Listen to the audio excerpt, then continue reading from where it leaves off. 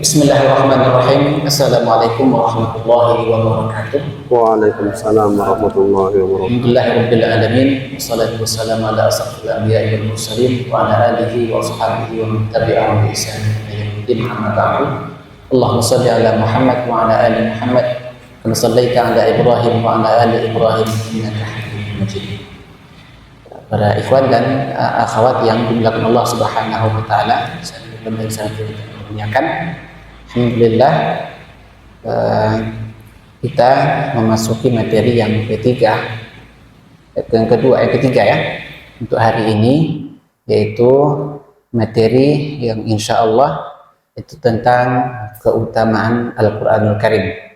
Kita sudah mendapatkan materi pertama tentang keutamaan ilmu, kemudian yang kedua tadi juga kita sudah dapatkan tentang materi Al-Muharramat, hal-hal yang dilarang di dalam agama. Ya, yang ketiga insya Allah kita akan mendengarkan yaitu digabungkan materi tentang keutamaan Al-Quranul Karim. Yang menjadi sentral kita di rumah Quran kita ini adalah memahami tentang Al-Quranul Karim, yang insya Allah akan disampaikan langsung oleh ketua yayasan kita, Ustaz Mulkan Hafizahullah, yang sudah berada di tengah-tengah kita sore hari ini. Kepada Ustaz kita persilakan waktu dan tempat. Terima kasih Ustaz.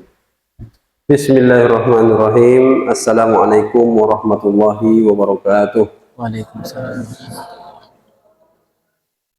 Alhamdulillahirabbil alamin wa bihi nasta'inu ala umuri dunya waddin. Wassalatu wassalamu ala asyrafil anbiya'i wal mursalin wa ala alihi wa sahbihi wa man tabi'ahum bi ihsanin ila yaumiddin. Amma ba'du, faqala Allah ta'ala a'udzu billahi minasy syaithanir rajim.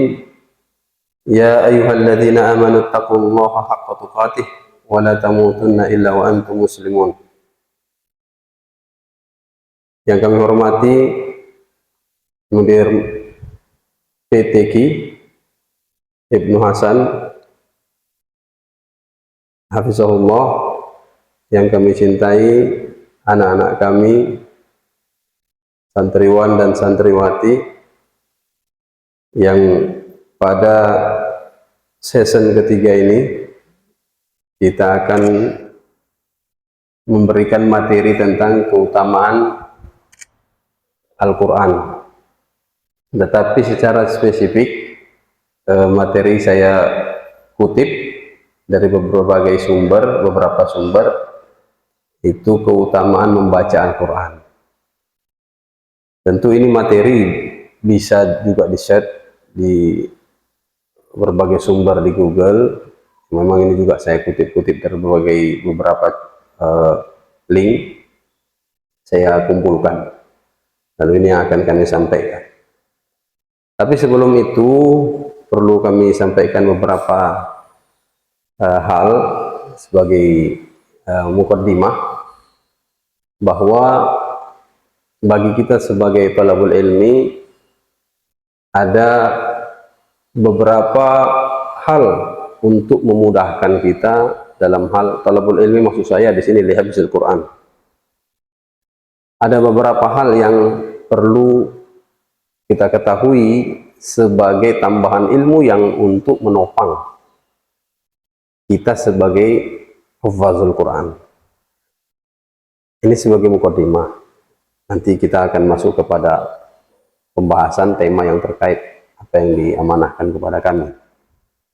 Maka oleh sebab itu, sebagai talabul ilmi, maka ada baiknya kita untuk talabul ilmi, saya maksudkan lihafzil Quran, maka ada baiknya kita untuk mempelajari juga ilmu-ilmu lain untuk menopang percepatan dalam hal di talabul ilmi, lihafzil Quran.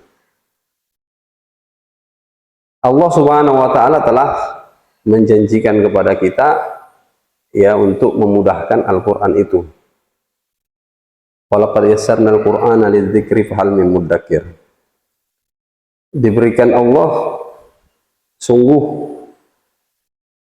memudahkan kepada kami, kalau secara terjemah letterleknya, memudahkan kepada kami. Di sini bahasa yasara tapi dibuat menjadi yassara. Artinya dari fi'il lazim menjadi fi'il muta'addi. Ini pelajaran shorof ini. Jadi ada dari fi'il lazim mudah dan yassara memudahkan. Artinya ada yang dihilangkan di sana sebagai fa'il dan langsung kepada maf'ul bih, membutuhkan dua maf'ul bih di situ, yaitu objek na dan Al-Quran. Maka oleh sebab itu ada di awalnya juga lam dan qad, waw li ibtidai, lam lil ibtidai, qad lit ta'kid. Ini semuanya untuk menunjukkan bahwa sungguh telah Allah berikan kemudahan kepada kita Al-Quran tersebut lidzikri, ya, untuk diingat, untuk dihafal, untuk dipelajari, dikaji. Ya, dimudahkan Allah Subhanahu wa taala, terbukti bagi lil Arab ghairu natiqina biha. Bahkan diberikan Allah kemudahan bagi azam, ya, lil ghairil Arab, yaitu lil azam, orang-orang yang di luar Arab pun, yang tidak bercakap dengan bahasa Arab pun, tapi Allah berikan kemudahan untuk bercakap. Ya, kemudahan Allah, diberikan Allah kemudahan bagi orang-orang ajam untuk bercakap dengan bahasa Arab, yaitu Al-Quran. Nah, tapi sedikit, ya, ditegaskan Allah di situ supaya menunjukkan bahwa tapi sedikit yang mengambil pelajaran darinya. Maka oleh sebab itu mudah-mudahan kita menjadi bahagian orang yang sedikit tersebut, supaya kita bisa menjadi bahagian dari yang sedikit itu. Ada beberapa ilmu, ya, ini dari beberapa referensi yang kita pelajari. Yang pertama dan yang paling asas, ya, bagi anak-anakku sekalian, di samping kalian untuk mempelajari Al-Quran, mempelajari untuk menghafal Al-Quran, itu ada tambahan ilmunya membahas atau mempelajari bahasa Arab. Ya, belajar bahasa Arab ini imma mufradat, ilmu alat. Maksud ilmu alat itu baik nahu sorobnya, demikian juga tentang kalau lebih tingginya lagi sampai ke balaghahnya. Tapi bertahap, ya, untuk anak-anak kami mungkin dari segi mufrodat, penambahan mufrodat, vokabulari, tambah-tambah perkataan baik yang ada di tubuh, baik ada yang di luar tubuh. Kita kan mufrodat semua ini sampai kepada asasul bait, al-alatu fil hammam, fil matbakh.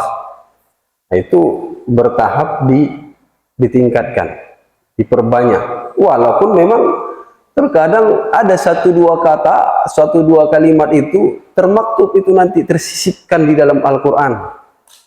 Tersisipkan di dalam Al-Quran menjadi hal yang enak kita untuk mengingatnya. Ya, ini menjadi suatu hal yang baik, bagus bagi kita sebagai calon-calon penghafal Quran atau penghafal Quran, bukan calon, penghafal Quran, untuk kita tambahkan penguasaan kita terhadap bahasa Arab. Yang dengan demikian juga menambah percepatan kita di dalam makharij. Ya, dengan masuknya kita mempelajari bahasa Arab, tidak hanya sekedar mufradat ataupun qawaidul nahwi was sarfi, tetapi juga kita masuk ke dalam pengucapan-pengucapan orang-orang Arab di dalam berbagai mufradat atau dialognya, berkomunikasi, hiwar mereka itu juga mempercepat kita di dalam hal makharijul huruf wa sifatul huruf. Kan menopang juga, tidak hanya sekedar penghafalan Al-Quran, tetapi juga betul di dalam makharij wa sifatul huruf. Ya, bagus bagi anak-anak kami ya kalau kita menambah ilmu tersebut, bahasa Arab. Yang kedua, ilmu yang juga penting bagi anak-anak kami di dalam hal menopang hafalannya, untuk percepatan penghafalannya itu adalah penguasaan terhadap tafsirul Quran ataupun penambahan hadis-hadis yang perlu bisa kita kaji atau kita baca-baca, supaya dengan tafsir-tafsir yang kita baca ini bahasa Indonesia, kan kita bisa juga search-nya kan di Google untuk melihat apa yang saya baca itu ini alhamdulillahirabbil alamin. Alhamdulillahirabbil alamin. Itu secara terjemah, kita terjemahkan segala puji bagi Allah, Tuhan semesta alam, Rabb semesta alam. Penerjemahan kita demikian, ya. Penerjemahan kita kalau kita rujuk kepada terjemah Kemenak, ya, Kementerian Agama RI. Kita lihat terjemahnya, segala puji itu terjemahan.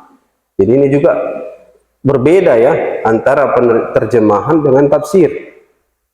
Ya, berbeda itu. Jangan kok dibilang sebutkan tafsir daripada Al-Fatihah ini ditafsirkan, rupanya terjemahnya yang disebutkan itu berbeda. Itu translate kata, translate bahasa, itu terjemahan. Sedangkan kalau tafsir dia masuk kepada pemahaman teks dan konteks, ya, masuk kepada pemahaman teks ayat dan konteks ayat, historinya, tidak hanya sekedar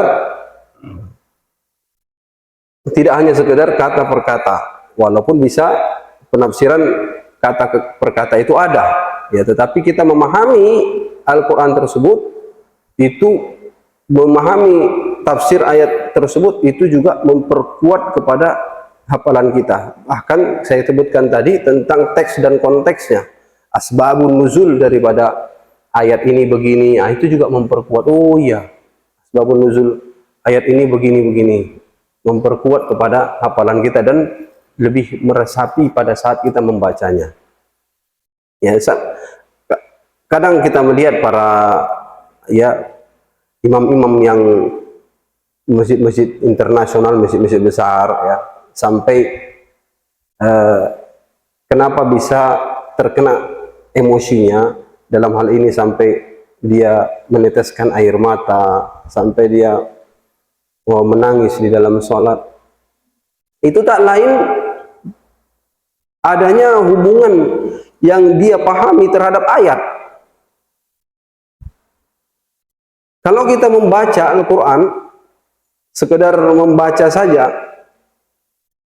walaupun dia mengetahui, walaupun dia memiliki kemahiran di dalam lagam, tanda-tanda lagu-lagu di bacaan Al-Quran, cantik paten dalam hal bacaannya,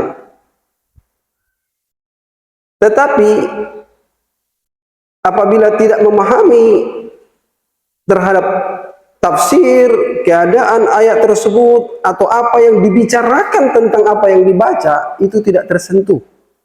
Dia membaca ayat tentang kiamat, dia membaca tentang bagaimana peristiwa hari kiamat, tapi tidak memahami tafsir atau tidak mengetahui apa yang dia baca, maka itu terkadang hanya lewat saja bacaannya. Orang mendengar hanya sekedar, oh merdu sekali, kan begitu, pujian gitu ya, dapat merdu sekali, cantik sekali nagamnya, bagus sekali bacaannya.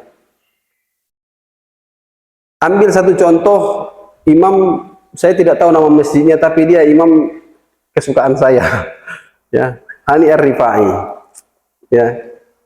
Beliau itu, kalau membaca itu pernah saya sering-sering mengulangnya itu dan tersentuh sekali, ya, tersentuh sekali. Ini memang maaf ya, bahasa kasarnya kita bilang cengeng, ya, cengeng. Sebentar-sebentar nangis, sebentar.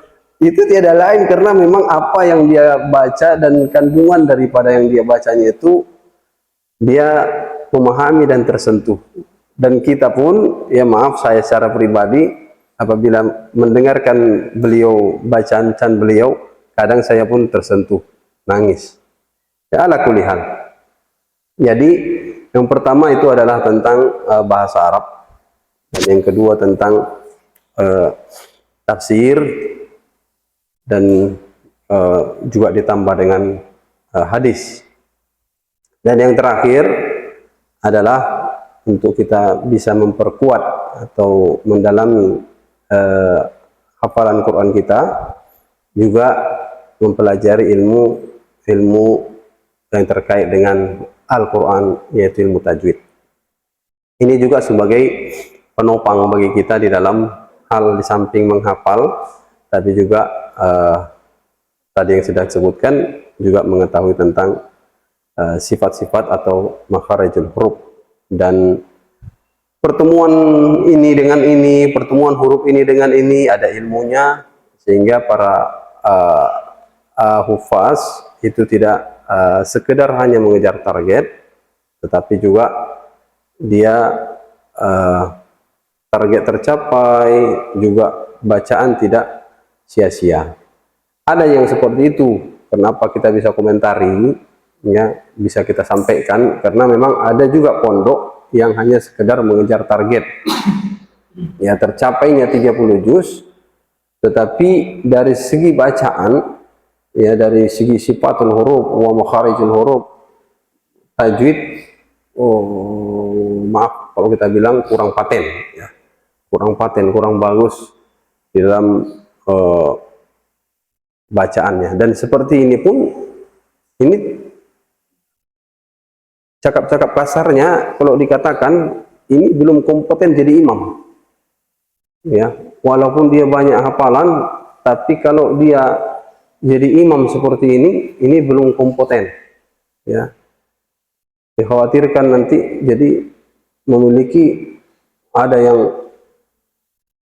kesalahan-kesalahan fatal di dalam baca Al-Quran tersebut, menjadi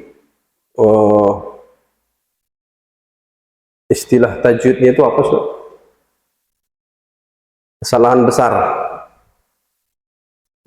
Lahnul jali. Lahnul jali. Ya, kesalahan-kesalahan besar, lahnul jali, ya, bisa menyebabkan perbedaan makna dari apa yang dibaca. Ini menjadi menyebabkan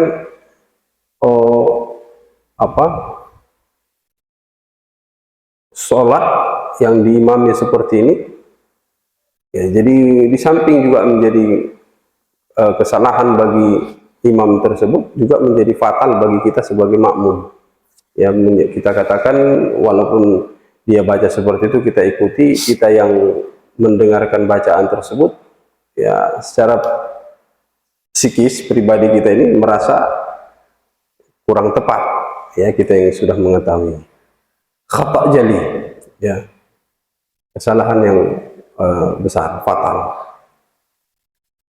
Kemudian lagi kami masuk kepada tema kita. Tadi hanya sekedar mukaddimah, tambahan ilmu bagi kita, dan yang pada pertemuan kesempatan kali ini kita akan membahas keutamaan membaca Al-Quran. Yang pertama adalah mendapatkan pahala dan kebaikan. An Ibnu Mas'ud radhiyallahu an qala Rasulullah sallallahu alaihi wasallam, man qara'a harfan min kitabillahi falahu hasanah wal hasanatu bi 'ashri amsalha. La aqulu alif lam min harfun walakin alif harfun wal lam harfun wal mim harfun Rawahu Tirmizi. Katakan dalam sebuah hadis, ini sudah masyhur, bagi siapa saja, barang siapa yang membaca satu huruf dari Al-Quran, kitab Allah, maka bagi dia ada kebaikan, satu kebaikan. Dan satu kebaikan tersebut dilipat gandakan sampai 10 kebaikan. Maka tidak aku katakan alif lam mim itu satu huruf, tapi alif satu huruf, lam satu huruf, dan mim satu huruf. Ini masyhur hadis ini bagi kita yang pembaca Al-Quran, ini sebagai motivasi dan review saja, pengulangan terhadap apa yang kita sering lakukan. Ya, bagi kita yang membaca Al-Quran dan motivasi Al-Quran ini juga perlu kita baca sebagai gambaran bagi kita begitu, atau betapa jauhnya kita dengan para ulama salaf. Ya, nanti juga akan kita sampaikan beberapa ulama yang interaksinya dengan Al-Quran. Ya, beberapa ulama salaf dengan interaksinya dengan Al-Quran. Jauh sekali ya kalau ketika kita baca bagaimana para ulama salaf tersebut berinteraksi dengan Al-Quran, dengan keadaan kita yang sekarang ini. Maka sungguh tepatlah apa yang dikatakan oleh Nabi tersebut, bahwa sebaik-baik zaman itu adalah di zamanku, kemudian selanjutnya di kalangan sahabat, tabi'in, dan tabi'ut tabi'in. Kita lihat mereka yang 3 zaman ini, interaksi mereka terhadap Al-Quran, dan kita gambarkan dengan zaman kita sekarang, maka cukup takjub kita dan terheran-heran dengan keadaan mereka. Maka setiap huruf dari apa yang kita baca tersebut itu dilipat gandakan. Ini motivasi, ya, hadis motivasi kepada kita tentang betapa huruf-huruf di Al-Quran tersebut tidak hanya semata-mata dihafalkan, tetapi Allah gandakan per hurufnya satu kebaikan, dan satu kebaikan tersebut dilipat gandakan dengan 10 kebaikan. Pemicu kita untuk membacanya seperti itu. Pemicu kita untuk berinteraksi dengan Al-Quran, Rasul lemparkan hadis supaya terpicu para sahabat untuk membaca Al-Quran. Dan itu berlaku bagi kita. Jadi tidak hanya berlaku kepada para sahabat, tetapi juga berlaku bagi kita sebagai umatnya. Dipicu oleh hadis ini, kita untuk membaca Al-Quran dengan satu hurufnya dilipat gandakan satu kebaikan, dan satu kebaikan itu dilipat gandakan dengan 10 kebaikan. Ya, kita ini cerita-cerita yang kita sampaikan, cerita ini cerita bukan di alam sekarang. Jangan berkali-kali di zaman sekarang. Cerita ini memang tidak terwujud, tetapi nanti yang kita peroleh ini jangan dikali-kali seperti nominal uang. Bukan kali-kali dunia ini. Kalau cerita hanya selembar kertas seperti ini, dikali-kalikan dunia tak wujud. Seolah-olah pengharapan materialis.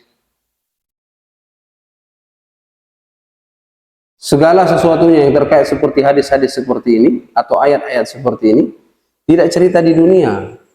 Ya, kita tidak cerita materialisme daripada hadis atau ayat. Kalau kita arahkan ke sana, seolah-olah kalau kamu melakukan satu kebaikan, aku kasih 10 lipat kebaikan untukmu. Contoh, siapa namamu? Harfi. Fi, kemarin sebentar, cecek aja, duduk aja, nggak serius. Fi, kemarin sebentar, Fi, saya panggil lah umpamanya. Cok, kau apa dulu itu? Cangkul dulu, paret dari sebelah sana itu udah sumbat tuh. Kau cangkul dari sana sampai ke paret besar, itu udah banyak kali sampah dari bekas kamar mandi itu. Ya, nanti Bapak kasih 10 kebaikan. Cece. Nanti Bapak kasih 10 kebaikan. Maksudnya 10.000 kali 10. Nanti Bapak kasih 10.000 kali 10. Mau? Mau? Mau. Karena sudah dimaterikan. Ya kan? Karena sudah kita materikan. Pekerjaan tersebut sudah kita materikan. Maka oleh sebab itu hal-hal seperti ini banyak. Ya, di dalam perkara-perkara ibadah banyak. Kalau kita mindsetnya sudah mengarah ke sana, ini perubahan, tidak lagi pengharapan kepada keridhaan Allah Subhanahu wa taala. Ya. Di sini yang kita katakan sebagai motivasi, tidak berbau keduniawian ini. Tetapi ini nanti Allah Subhanahu wa taala akan memberikan dari sesuatu yang kita tidak duga-duga dan tidak sangka-sangka. Allah Subhanahu wa taala punya planningnya sendiri. Ya, lakukan saja kebaikan itu, kerjakan saja kebaikan itu, Allah Subhanahu wa taala nanti yang akan membalasnya. Dan jangan menyangka itu luput dari pantauan Allah. Ya, jangan menyangka itu luput dari pantauan Allah. Tidak dipuji orang, walaupun itu tidak pujian, kita tidak mengharap daripada pujian itu, tapi jangan menyangka itu luput dari pantauan Allah. Yang kedua, ini tadi saya katakan yang pertama adalah akan mendapatkan pahala dan kebaikan.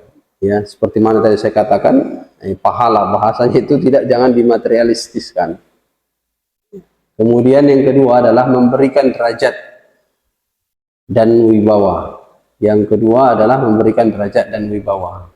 Aisyah radhiyallahu anha qalat, qala Rasulullah sallallahu alaihi wasallam, al-mahiru bil Qur'ani ma safaratal kirami al-bararah walladhi yaqra'u al-Qur'ana wa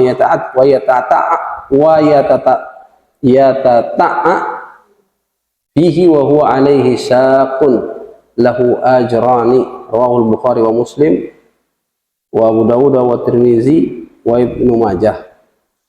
Dari Aisyah radhiyallahu anha qalat, dia berkata Rasulullah sallallahu alaihi wasallam, orang yang mahir di dalam membaca Al-Qur'an bersama malaikat, ya, bersama malaikat, dan mereka yang membaca Al-Qur'an dan yatata itu terbata-bata dalam membaca Al-Quran tersebut, maka dia akan mendapatkan 2 kali lipat pahala. Lagi-lagi kita katakan terkait dengan hadis seperti ini Allah Subhanahu wa taala akan memberikan ganjaran bagi kita. Di sini mungkin saya yakin yang sudah masuk ke dalam fase penghafalan Quran tentu sudah tuntas dalam pembacaan Al-Quran. Ya, mudah-mudahan kita sudah selesai dalam hal itu.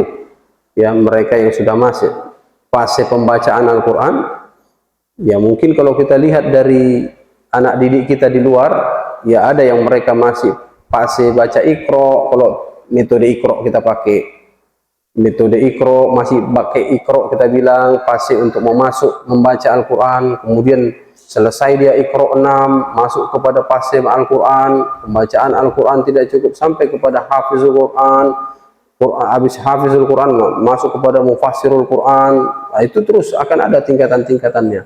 Ini tidak cukup hanya sampai kepada Hafizul Quran. Kemudian lagi tadi kita katakan mereka yang sudah masih yatata'a membaca Al-Quran, terbata-bata di dalam Al-Quran itu juga diberikan pahala oleh Allah Subhanahu wa taala 2 kali lipat, baik di dalam mujahadahnya membaca Al-Quran maupun di dalam bacaan itu sendiri. Itu yang dimaksud dengan dua kali dia mendapatkan pahala di dalam proses mujahadahnya membaca Al-Quran maupun dari bacaan itu sendiri dia dapatkan. Sedangkan mereka yang sudah menghafal, mahir dalam membaca atau menghafalkan Al-Quran, maka di dalam hadis ini akan ditemani, ya, akan bersama dengan para malaikat-malaikat yang dimuliakan Allah. Kemudian yang ketiga, adalah memperoleh rahmat dan lindungan dari malaikat. Ini hadis diriwayatkan Imam Muslim. Wa majtama'a qaumun fi baitin min buyutillah yatluna kitaballahi wa yatadarasuna fihi wa yatadarasunahu bainahum illa nazalat alaihim as-sakinatu wa ghashiyat alaihim ar-rahmah wa haffathumul malaikatu wa zakarahumullahu fi man indah. Tidaklah satu kaum berkumpul di satu masjid dari masjid-masjid dari rumah-rumah Allah Subhanahu wa taala yang mereka itu membaca Al-Qur'an. Kemudian yatadarasun, ya. Ini yatadarasun ini menjadi bahasa Indonesia, tadarus. Kita bahasakan menjadi bahasa Indonesia tadarus. Tadarus itu dari bahasa darasa, kemudian ditambah menjadi dari lazim, dia kembali lagi kepada ilmu sharaf. Yatadaros, yatadarosa, tadarosa, yatadarosu,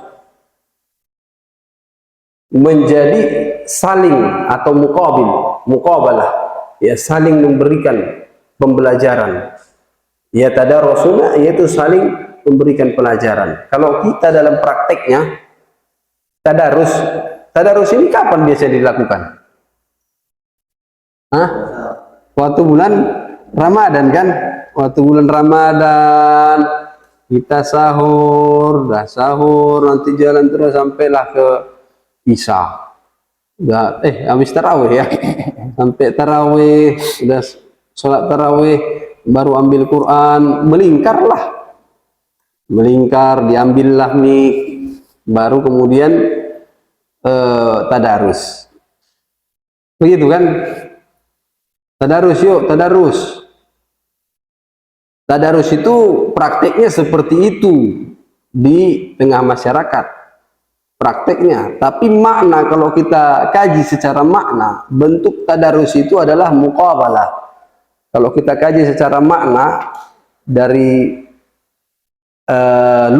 makna lughah daripada tadarus itu adalah saling memberikan pembelajaran. Jadi tidak satu wajah. Ingat, tidak satu wajah, tetapi dua wajah. Kamu memberikan masukan bila kekeliruan di dalam bacaan saya diperbaiki. Kalau hanya membaca saja tanpa ada perbaikan, begitu saja keliling berputar begitu, itu hanya membaca Al-Quran saja, tidak ada saling memperbaiki. Salah kawan tuh ya dilewat juga. Yang satu, ada snack nggak biasanya kalau tadarus? Ada snack kan? Yang kawan megang mic, baca, suara mic keluar, yang kawan lain makan, online makan, itu membaca, ini kawan makan, karena yang suara mic-nya ini yang keluar, seolah-olah yang di dalam baca Quran lah semua tuh. Tapi kenyataannya satu yang baca, kawan lain ngobek, yang ini makan. Nah, ini bukan kayak gini makna tadarus. Bukan kayak gini makna tadarus. Tadarus itu kamu baca, ini dikoreksi. Ada pengoreksian terhadap apa yang dia baca. Panjang pendeknya yang dia baca. Atau kalau mau masuk kepada lebih jauh, pengkajian, yaitu itu makna lebih jauh daripada tadarus itu, mengkaji, ya, kajian-kajian daripada Al-Quran tersebut. Wa yatadarasunahu bainahum, di antara mereka, maka tiada lain mereka akan mendapatkan atau turun kepada mereka sakinah, ya, ketenangan batin kepada mereka. Kemudian lagi akan diliputi oleh rahmat Allah Subhanahu wa taala dan dinaungi oleh para malaikat, dan Allah menyebut mereka di sisi Allah Subhanahu wa taala. Yang keempat adalah memberikan syafaat pada hari kiamat. Ini juga masyhur, ya, hadis yang masyhur di mana Al-Qur'an ini akan memberikan syafaat yaumul qiyamah. Hadis riwayat Imam Muslim. An Abi Umamah radhiyallahu an qala sami'tu Rasulullah sallallahu alaihi wasallam yaqul iqra'ul Qur'ana fa innahu ya'ti yaumal qiyamah syafi'an li ashabihi. Rawahu Muslim. Bacalah oleh kalian Al-Qur'an tersebut karena sesungguhnya nanti yaumul qiyamah itu, pada saat yaumul qiyamah itu Al-Qur'an akan memberikan syafaat bagi kita. Ya. Maka oleh sebab itu syafaat itu adalah ya seperti pertolongan, ya pemberian pertolongan. Baik dari derajat kita mungkin ya ditempatkan Allah pada posisi jannah yang rendah, Allah tinggikan, yaitu pemberian syafaat. Seseorang yang diberikan syafaat atas izin Allah Subhanahu wa taala, atas izin Allah. Syafaat itu atas izin Allah. Tapi kita harus mencapai asbabnya, mendapatkan sebab-sebab untuk mendapatkan syafaat itu. Yang salah satunya adalah Al-Quran. Yang bisa kita dengan syafaat itu, imma dinaikkan derajat daripada jannah yang rendah kepada jannah yang lebih tingginya lagi. Atau imma yang kita tadinya masuk bagian neraka yang rendah, kemudian dengan syafaat atas izin Allah Subhanahu wa taala tersebut, maka kita dikeluarkan dari neraka Allah Subhanahu wa taala. Atau peringanan azab yang ada, yang mestinya kita peroleh adalah derajat neraka yang paling rendah, lalu Allah ringankan dengan syafaat. Ya. Maka ini syafaat ini kita seperti tadi yang kita katakan ini, yang menjadi rukun dari keimanan kita adalah beriman kepada yaumul qiyamah, yang salah satu daripada pase-pase daripada yaumul qiyamah itu ada pemberian syafaat. Ya, ada pemberian syafaat. Ya, bagi mereka-mereka yang berinteraksi, yang membaca Al-Quran, berinteraksi dengan Al-Quran, maka mereka akan mendapatkan syafaat. Tentu syafaat ini tidak hanya dari Al-Quran saja, nanti bisa dibaca referensi lain, hal-hal yang bisa memberikan syafaat bagi kita. Yang paling tingginya adalah syafaatul uzma dari baginda Nabi besar Muhammad sallallahu alaihi wasallam. Dan itu atas izin Allah Subhanahu wa taala.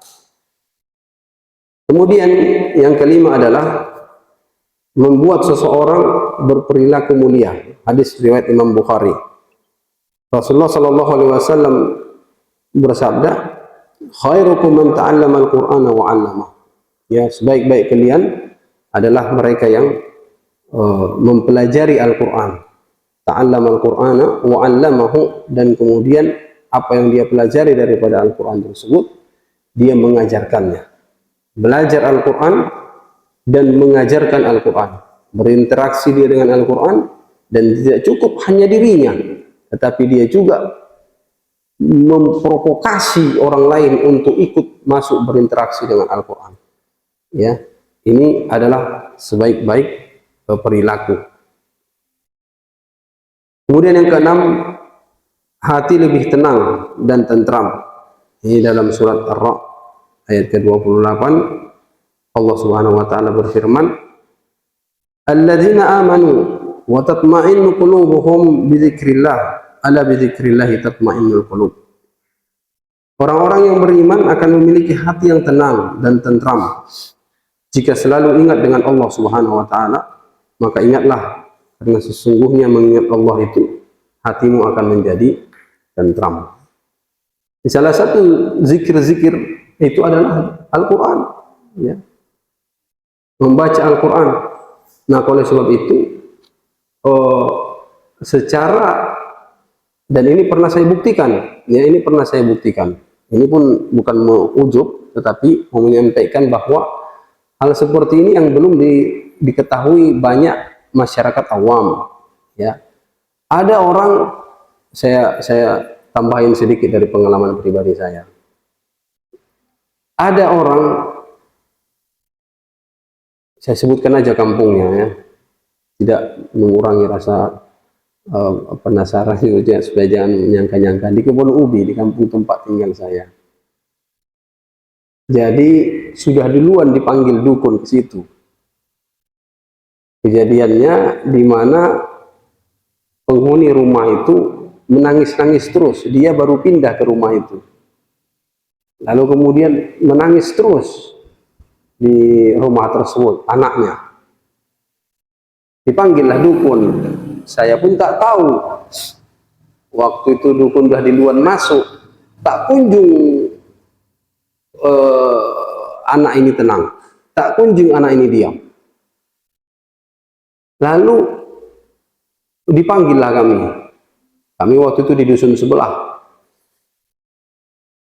Panggil, datanglah ke sana. Saya pun tak tahu itu ada, ternyata sudah mendahului saya itu ada paranormal, ya. Dibilang apa, dibilang orang itu bilang apa istilahnya itu, Ustaz? Kalau orang pintar, nah, orang pintar. Jadi sudah duluan orang pintar. Jadi pas sudah saya masuk ke sana, nggak tahu kawan itu rupanya udah duduk di sana dan tidak ampuh. Bukan karena kitanya, tapi karena Allah Subhanahu Wa Taala. Saya bacakanlah. Ambilkan Quran dulu, saya bilang. Ini mungkin bacakan dulu ayat-ayat di rumah ini. Sebelum kita masukinya, bacakan dulu ayat-ayatnya. Ayat-ayat Allah. Baca surat apa saja, mau surat-surat. Untuk ruqyah pun boleh, ayat-ayat ruqyah pun boleh, atau seluruhnya dari Al-Quran itu pun bisa untuk meruqyah. Silakan bacakan dulu. Kami bacakan atas izin Allah Subhanahu Wa Taala. Tenanglah anak-anak 2 orang anaknya itu, masih menangis-nangis saja. Tenanglah anak tersebut. Udah tenang dia, ada lagi baru datang yang dikatakan orang pintar tadi. Disenggolnya lah saya. Begini kannya. Disikutnya saya, ada apa Pak? Saya bilang, kau nampak tadi orangnya? Kau nampak tadi makhluknya? Nampak apa Pak? Di ujung itu dia tadi.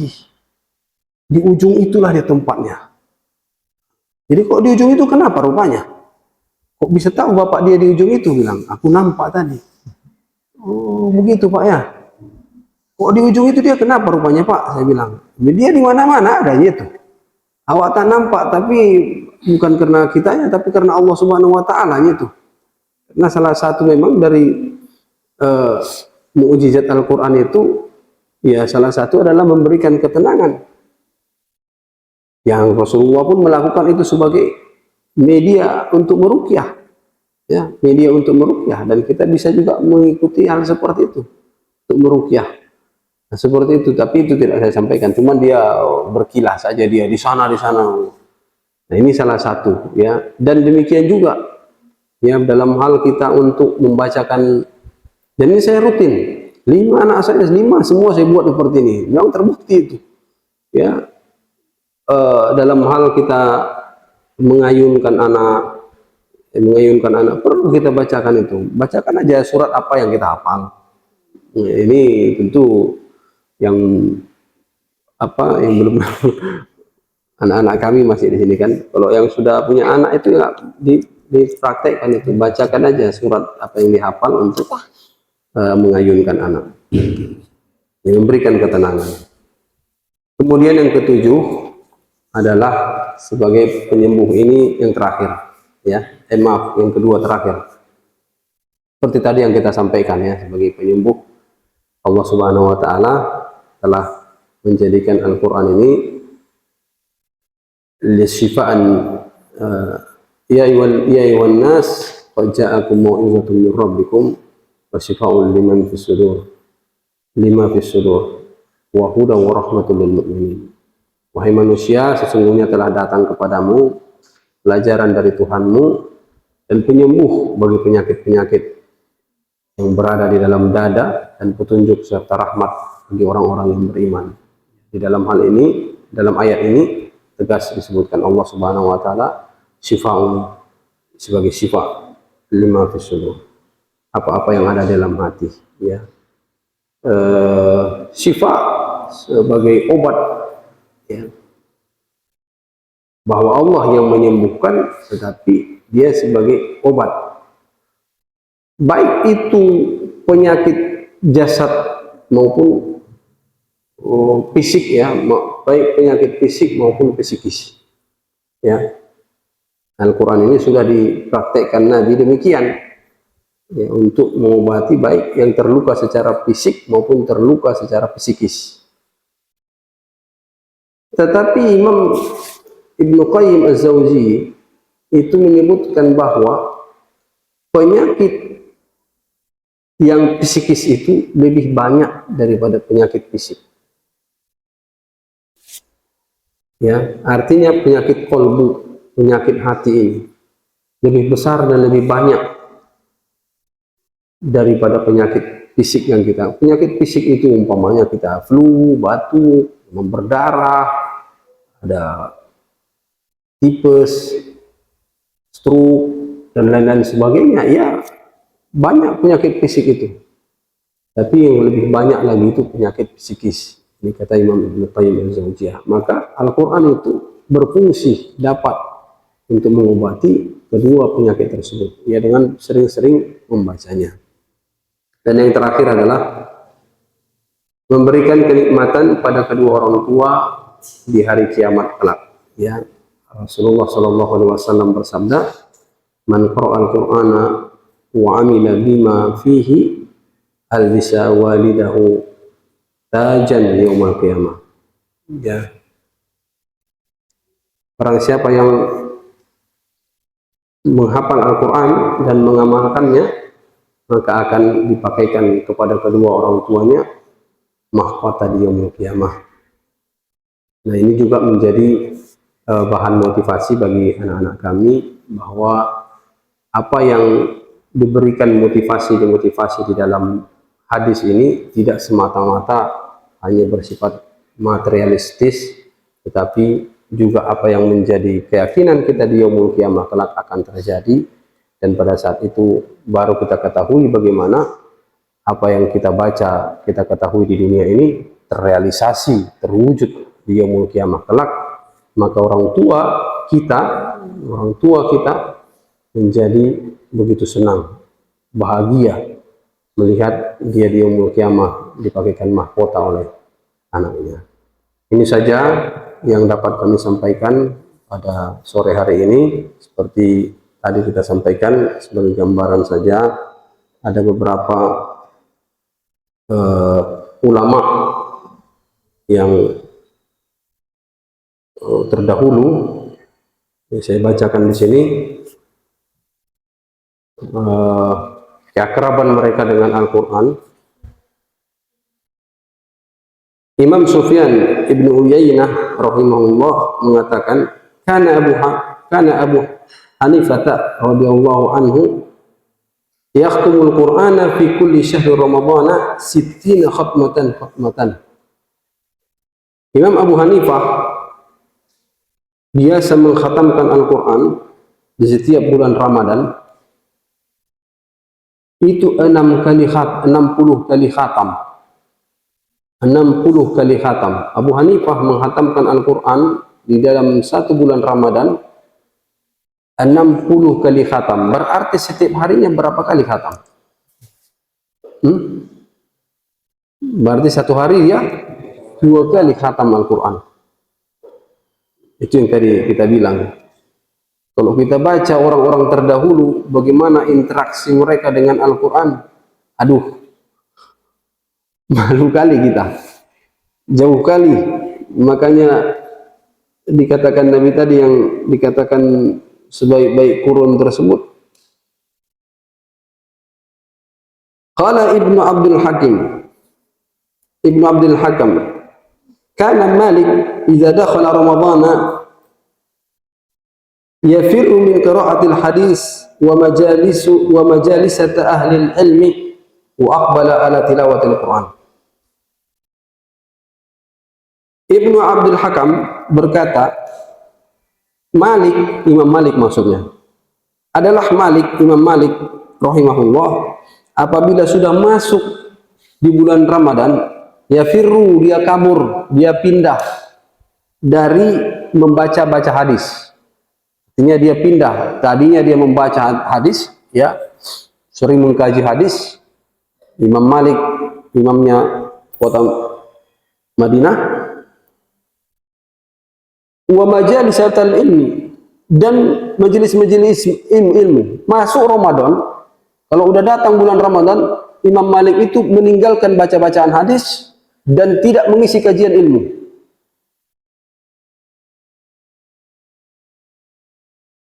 akan tetapi dia akan masuk fokus untuk membaca Al-Quran. Nah, ini dia. Jadi di bulan-bulan Ramadan itu erat kaitannya dengan Al-Quran. Para salaf itu menghabiskan waktu di bulan Ramadan itu interaksinya dengan Al-Quran. Tinggalkan hadis, tinggalkan majelis ilmu, tidak ada ngisi-ngisi kajian di bulan Ramadan. Fokuskan diri untuk membaca Al-Quran dan berinteraksi dengannya. Imam Syafi'i, Imam Al-Baihaqi rahimahullah berkata, dan dikatakan oleh Ar-Rabi' Ibnu Sulaiman yaqul sami'tu Al-Humaydi yaqulu kana Syafi'i yakhtumu fi kulli syahr Ramadan 60 khatmatan. Ar-Rabi' Ibnu Sulaiman berkata, dan dia mendengar daripada Imam Al-Humaydi berkata, adalah keadaan Imam Syafi'i rahimahullah mengkhatamkan dalam setiap bulan Ramadan itu 60 kali khatam seperti Abu Hanifah tadi. Kemudian lagi ada nas yang panjang ini, saya persingkat saja. Ini tentang Imam Bukhari rahimahullah. Apabila kebiasaan Imam Bukhari apabila masuk di bulan Ramadan, beliau mengumpulkan para sahabatnya, lalu salat bersama mereka. Beliau membacakan 20 ayat di setiap rakaat dan seterusnya sampai beliau mengkhatamkan Al-Quran. Beliau pun membaca di waktu sahur antara separuh sampai sepertiga dari Al-Quran hingga khatam saat sahur setiap 3 malam. Beliau juga terbiasa khatam sekali di setiap hari pada waktu siang dan ketika khatam di waktu berbuka puasa setiap malam. Beliau pernah berkata, pada setiap khatam Al-Quran terdapat doa yang mustajab. Ya, dalam Fathul Bari disebutkan demikian. Nah, inilah beberapa ulama salaf yang terdahulu begitu intens dan konsentrasinya mereka dengan Al-Quran apabila tiba bulan Ramadan.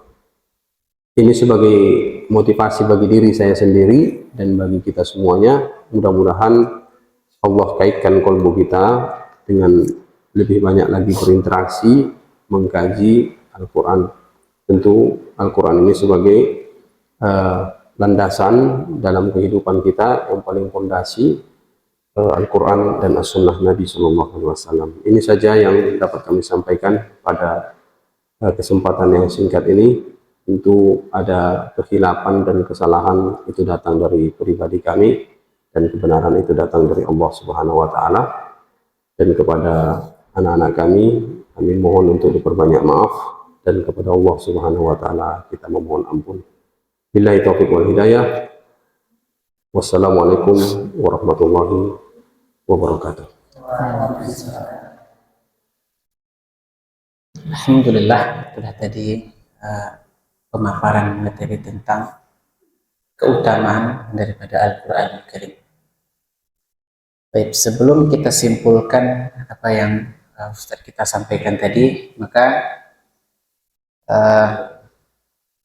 mungkin ada di sebagian kita, santriwan dan santriwati, ada yang ingin ditanyakan atau hal-hal yang mungkin yang belum bisa dipahami dari pemaparan Ustaz kita tadi, atau sedikit terganjal, maka silahkan untuk santriwan dan santriwati yang ingin bertanya secara langsung. Nah, tafadhol, siapa yang tanya jawab juga? Ya. Ada tanya jawab juga. Ya, jadi sekitar 5 menit saja. Silakan Putra. Siapa yang dulu? Ada? Kalau tidak ada, kita langsung simpulkan dalam Ustaz kita tadi. Nah, tafadhol.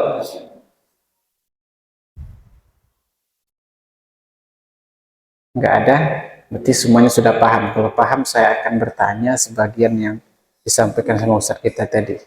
Ya, insyaallah. Enggak ada yang bertanya kan, Putra, Putri, Nurul? Enggak ada ya. Nurul, enggak ada yang ditanyakan, Nurul? Nurul keponakan anak saya. Baik, sebutkan 3 sarana pendukung atau salah satu dari 3 tersebut, ya, yang dapat mendukung kita dalam menghafal atau dalam membaca Al-Quran. Sebutkan 3 sarana pendukung yang kita sebutkan di awal-awal kajian beliau tadi, sebelum masuk materi intinya. Nah, fadal, sebutkan salah satu atau ketiga-tiga sekaligus boleh, salah satunya. Siapa yang bisa menyebutkan salah satu sarana pendukung untuk kita dalam dapat menghafal Al-Quran itu?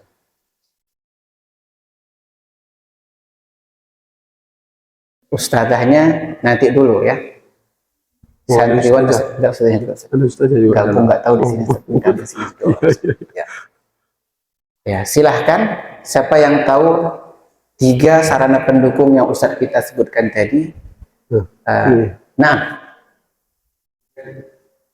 memang cuma 3 aja.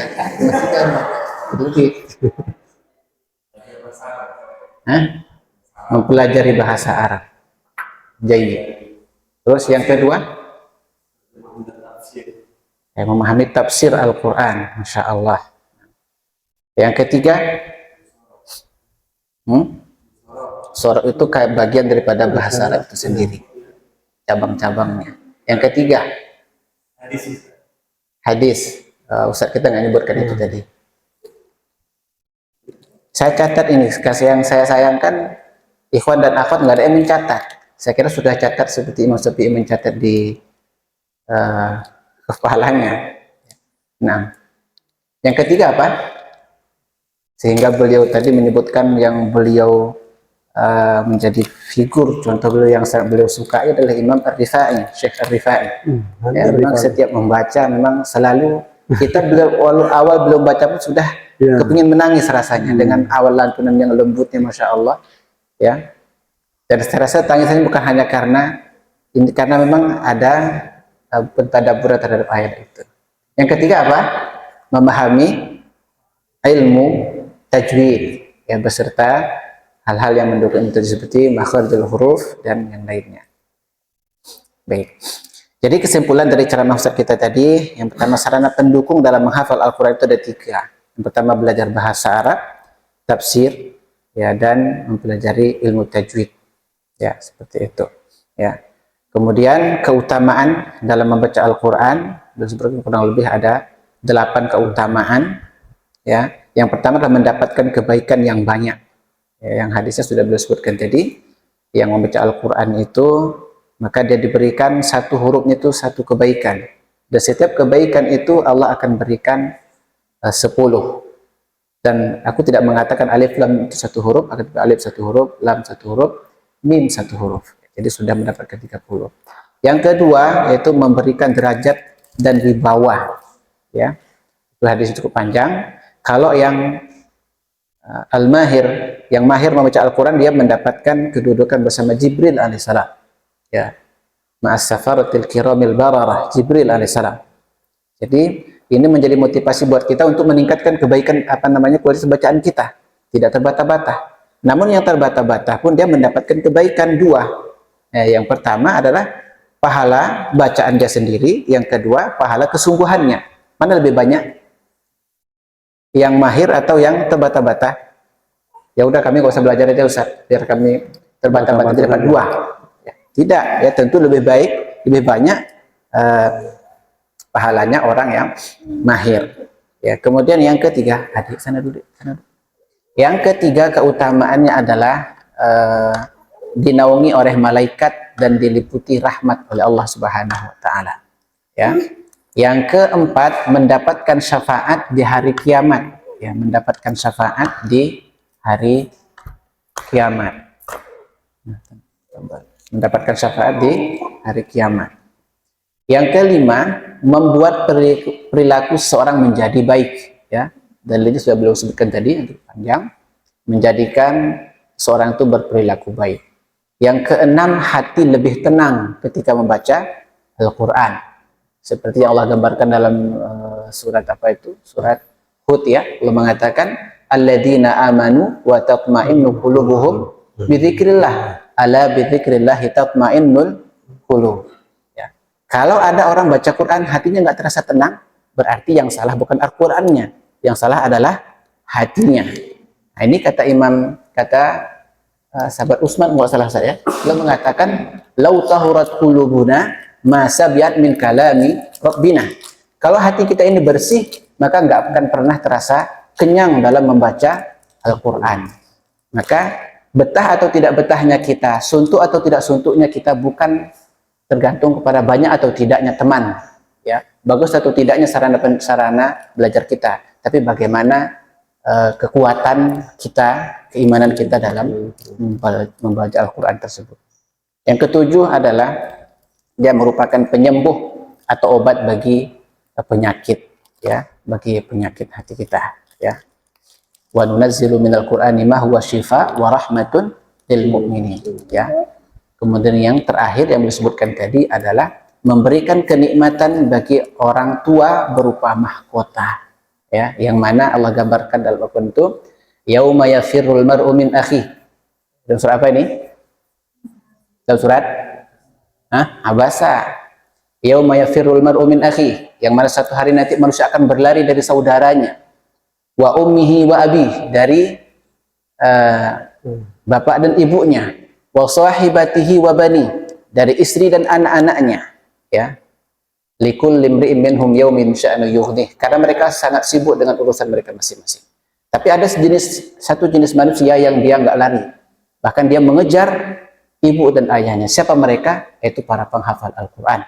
Mereka mengejar dan memberikan satu kenikmatan, itu berupa mahkota bagi kedua orang tuanya nanti pada hari kiamat. Mudah-mudahan dengan tausihat Ustadz kita tadi, Allah jadikan itu pemberat timbangan Ustadz kita di hari kiamat kelak, dan menjadi semangat buat kita untuk melanjutkan 3 tahun ke depan untuk membuktikan realita nyata dalam bentuk perbuatan kita untuk berinteraksi dengan kalamullah, ya, yang sangat mulia ini. Mungkin ini yang bisa kita sampaikan, ya. Saya selaku moderator, kalau ada yang salah saya mohon maaf, pada Allah Subhanahu wa taala saya mohon ampun, karena itu datangnya dari syaitan yang selalu menggelincirkan manusia. Kalau ada yang benar, itu datangnya dari Allah Subhanahu wa taala. Kita akhiri, subhanakallahumma bihamdika wa asyhadu an la ilaha illa anta wa astaghfiruka wa atubu ilaik. Wassalamualaikum warahmatullahi wabarakatuh. Waalaikumsalam warahmatullahi wabarakatuh. Afdal Putri bisa menikmati